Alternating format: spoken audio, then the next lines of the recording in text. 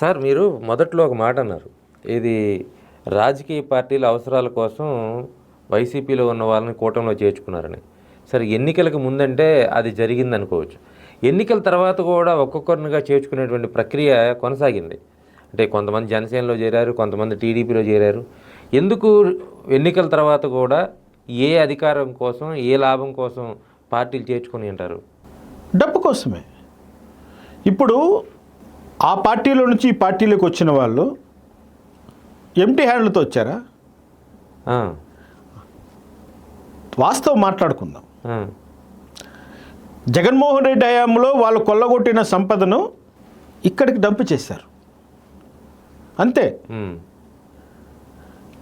ఎన్నికల తర్వాత అంటారు మీరు? ఎన్నికల తర్వాత, ఎన్నికల ముందు కూడా. ఎన్నికలకు ముందు 6 నెలలకు ముందే ఎవరు గెలుస్తారో డిక్లేర్ అయిపోయింది. రాష్ట్రం అంతా కొత్త ఉడికిపోయింది. ఎప్పుడైతే జగన్మోహన్ రెడ్డి సిద్ధం సభలు పెట్టి మ్యాజిక్ చేసి మార్పింగ్లు చేసి వీడియోస్ వదిలి ఆ ఫొటోస్ ఎప్పుడైతే రిలీజ్ చేశాడో అప్పుడు ప్రజలు ఈయనకథ తేలిపోయిందిరా, ఈ మార్పింగ్లకు అయ్యే పని కాదని డిసైడ్ అయిపోయారు. జగన్మోహన్ రెడ్డి చరిస్మా పోయింది. ఒరిజినల్గా చరిస్మా ఉన్నవాడు ఎప్పుడు కూడా మార్పింగ్లు ఫోటోలు, ఆ ఫోటోలు ఈ ఫోటోలు వేసి నా సభలకు వచ్చేస్తున్నారు సిద్ధం అంటూ ప్రగల్భాలు పలకరు. ఎప్పుడైతే ఈ పని చేశాడో అప్పటికి ప్రజలకు తెలిసిపోయింది జగన్మోహన్ రెడ్డి సినిమా అయిపోయింది అని. ఇంకా అక్కడి నుంచి తెలివైన నాయకులందరూ ఇక్కడ ఖర్చిపోయడం మొదలెట్టారు. అప్పుడు ఇక్కడ కూడా వాళ్ళకో రాజకీయ అవసరాలు ఉన్నాయి, కొన్ని కారణాలు ఉన్నాయి. తెలుగుదేశం పార్టీకి వాళ్ళని ఆహ్వానం చేశారు.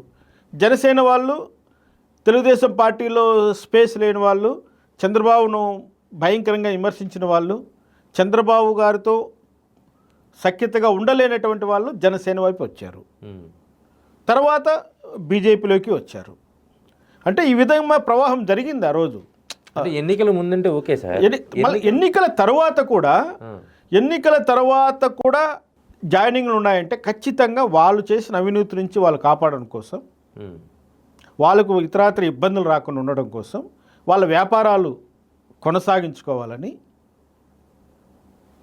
వచ్చారు. కానీ దానికి రీజన్స్ ఉన్నాయి, తీసుకున్నారు. ఇక్కడ ఒకటి, జగన్మోహన్ రెడ్డి అవినీతిని అసహించుకొని జగన్మోహన్ రెడ్డి అక్రమాలకు సపోర్ట్ చేసిన వాళ్ళనందరినీ ఇక్కడ ఇటువైపు మళ్ళీ చూడడం అన్నది ప్రజలు ఇష్టపడట్లేదు. ఇప్పుడు మా తంబాలపల్లి నియోజకవర్గం ఉంది, అక్కడ నకిలీ మద్యం ఎలా తయారైంది నడి రోడ్డు పైన, హైవే పక్కనే. ఎంత ధైర్యం ఉంది చెప్పండి. ఎక్కడి నుంచి వచ్చాడు ఆ ఇన్ఛార్జ్ జయచంద్రారెడ్డి? వైసీపీ నుంచి వచ్చాడు. అదేవిధంగా చాలామంది అక్కడ ఉన్నటువంటి నాయకులందరూ కూడా వైసీపీ వాళ్ళే. వాళ్ళు విచ్చలవిడిగా చేస్తున్నారు, కంటిన్యూ అయ్యారు అప్పటి నుంచి ఇప్పటి వరకు. అది ప్రభుత్వం కూడా చూస్తూ ఊరుకునింది. లేకపోతే ఒక హైవే పైన ఇన్ని నెలల పాటు అక్రమంగా మద్యం తయారవుతుంది, నకిలీ మద్యం తయారవుతుంది అంటే పసిగట్లేరండి ఇంటెలిజెన్స్ వాళ్ళు. ఇంటెలిజెన్స్ ఉంది, రెవెన్యూ డిపార్ట్మెంట్ ఉంది, ఎక్సైజ్ డిపార్ట్మెంట్ ఉంది, పోలీస్ డిపార్ట్మెంట్ ఉంది. ఎప్పుడు అదే రోడ్డు పైన జనసంచారం ఉంది. ఎక్కడో ఆ మారుమూల అడవిలో చేస్తూ ఉంటే కనిపెట్టలేకపో, అక్కడ కూడా ఈరోజు కనిపెడుతున్నారు. డ్రోన్ కెమెరాలు వేసి ఎక్కడ ప్రతి పాయింట్ను చెక్ చేస్తున్నారు కదా, అడవుల్లో కూడా చెక్ చేస్తున్నారు కదా. ఎర్రచందనం స్మగ్లింగ్ అంతా ఆ విధంగానే అరికడుతున్నారు కదా. మరి అటువంటిది హైవే పక్కనే ఇంత దందా నడుస్తుంది అంటే తెలియలేదు అని అనడము ఎవరు? మీరంటే అక్కడ ఒక పాయింట్ గురించి చెప్తున్నారు.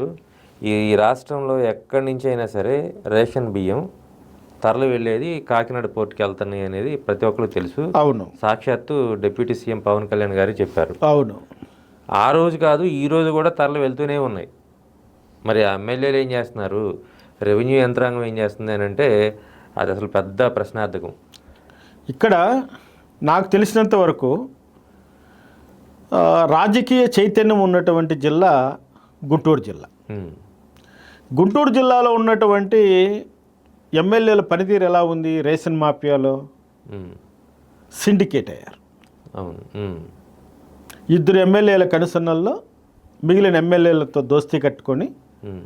డీలర్లను బెదిరించి డిప్యూటీ తహసీల్దార్లకు అందరికీ ఇన్స్ట్రక్షన్స్ ఇచ్చి ప్రజలను డబ్బు తీసుకొని బియ్యం వదిలి వెళ్ళిపోయేటట్లు డ్రైవ్ చేస్తున్నారు. ఉమ్.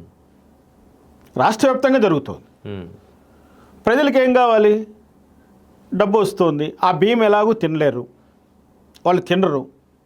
తింటామన్న వాళ్ళకి కూడా ఇవ్వట్లేదు సార్. తింటామన్న వాళ్ళకు కూడా ఇవ్వట్లేదంటే ఆ రేషన్ మాఫియా వాళ్ళు ఇంకా దాని వెనకాల ఎన్ని ఉంటాయో, ఎన్ని శక్తులు ఉంటాయో మనం గమనించవచ్చు. అవును. ఈ బియ్యం అంతా రీసైక్లింగ్ చేసి ఉమ్. మళ్ళీ సౌత్ ఆఫ్రికాకు సిప్పుల ద్వారా పంపించి వేల కోట్ల రూపాయలు సంపాదిస్తున్నారు. ఉమ్. ఇదంతా కూడా ఎవరు చేస్తున్నారు? ఎమ్మెల్యే అని అనబడే ప్రజాప్రతినిధులు. అంటే లాస్ట్ టైము మనకి అంటే కూటమి ప్రభుత్వం రావడానికి ముందు వైసీపీ ప్రభుత్వంలో చేసిన ఆ అతిపెద్ద తప్పు ఏదైతే ఉందో అప్పుడు కూడా ఇప్పుడు మనకి కాకినాడ ప్రాంతంలో ద్వారంపూడి కానీ పెద్ద ఎత్తున రాజకీయ విమర్శలు వచ్చినాయి. తర్వాత డిప్యూటీ సీఎం వెళ్ళటం అక్కడ మొత్తం కూడా సీజ్ చేసేయమని చెప్పారు. ఆ తర్వాత మళ్ళీ ఒక్కసారిగా ఎందుకో తెలియని ఒక నిర్లిప్తత, రేషన్ మాఫియా యథేచ్ఛగా పరుగులు పెడుతూనే ఉంది. అంటే ఎందుకు ప్రభుత్వం పట్టించుకోలేకపోతుంది అనేది. ఎందుకు పట్టించుకోలేదంటే ఆ రోజు జగన్మోహన్ రెడ్డికి ఇచ్చారు, ఈరోజు కూటమి పెద్దలకి ఇస్తున్నారు. అదే డబ్బు జరిగేది జరుగుతోంది. ఇక్కడ చిత్తశుద్ధితో ప్రజాసేవ చేయాలనుకున్న రాజకీయ నాయకుడు ఎవరున్నారు? ఎవరున్నారు? కూటమి ప్రభుత్వాలు ఎవరైనా ఉన్నారా? చెప్పండి. ఎందుకు లేదు? ఎవరున్నారు? ఒకరు చెప్పండి, ఒకరి పేరు చెప్పండి. నేను ఆయన చిట్టా బయట పెడతా. ఎన్ని వేల కోట్లు సంపాదించాడు ఒక్క ప్రజాప్రతినిధి కూటమి ప్రభుత్వంలో. ఎస్, ఈయన చాలా నిజాయితీ పరుడు అని చెప్పండి. 2 అవర్స్ వాళ్ళ చిట్టా బయట పెడతా నేను. రాజకీయంలో ఉన్న వాళ్ళు ఎవ్వరూ కూడా సాక్షులు కారు, ఎవరు కూడా అవినీతికి అతీతులు కారు. జగన్మోహన్ రెడ్డి హయాంలో జరిగిన అవినీతి కూటమి ప్రభుత్వంలో 10 రెట్లు ఎక్కువగా జరుగుతోంది. 10 రెట్లు ఎక్కువగా. జగన్మోహన్ రెడ్డి 10 రూపాయలు తీసుకుంటే కూటమి 100 రూపాయలు తీసుకుంటుంది ప్రజల నుంచి. కాబట్టి ఇక్కడ అవినీతి లేని రాజ్యము, అవినీతి లేని ముఖ్యమంత్రి చూడడం అన్నది నేనైతే జరగని పని. నేను ఒకటే మాట అడుగుతున్నాను.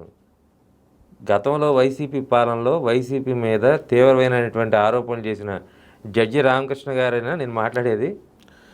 ఎస్, ఆయనే ఇప్పుడు మళ్ళీ కూటమి మీద చేస్తున్నారు. నేను ఆ రోజు వైసీపీని ఎలా టార్గెట్ చేసి, ఎలా విమర్శలు చేసి ప్రజలకు దూరం చేశాను, ఈరోజు కూటమి ప్రభుత్వం చేస్తున్నటువంటి అవినీతి కార్యక్రమాలను ఆ విధంగానే మాట్లాడుతున్నా.